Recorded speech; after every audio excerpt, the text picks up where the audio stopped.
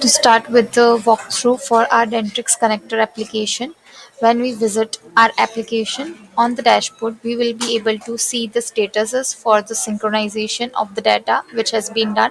So what basically our application do, there are few backend syncers which run, and it syncs the data from our PMS to the CRM, and the records which are being synced, the status of all those records will be displayed here. So on the first we have all the successful synced records count. So in this case, 4 of the provider has been synced, 50 of the patients and 115 of the appointments. We also have the filter here to have it sort out according to the needs of our customers.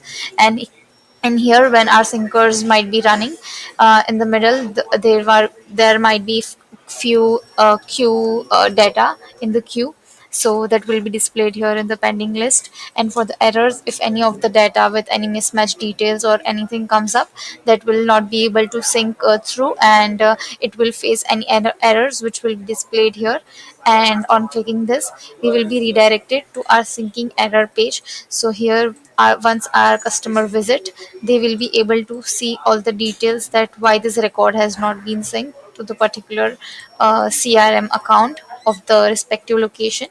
Coming back to the dashboard, now from here we will go to the configuration CRM menu.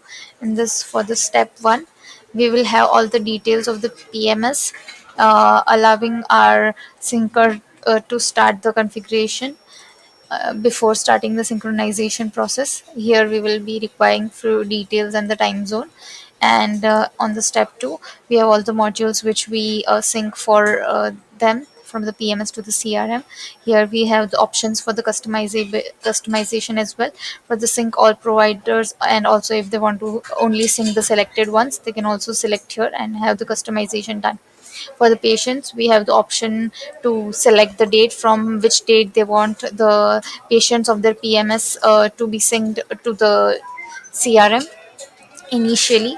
And then coming down, we have the appointments. In that, on the left side we have the PMS operatories, and on the right side we have the CRM calendars which are mapped to it, and the appointments accordingly will be synced. Coming to the field mapping, so on the left side we have the fields of the PMS, and on the right side we have the CRM fields. So accordingly, it is also customizable according to our customer needs.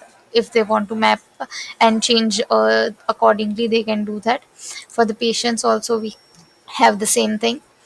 And here we also have the option for the custom field. So in the CRM, they can generate the custom fields as they need, and on clicking here, they will be able to get all the custom fields which are generated in the CRM. Just copy the ID and have it mapped, and accordingly the data will start flowing and syncing.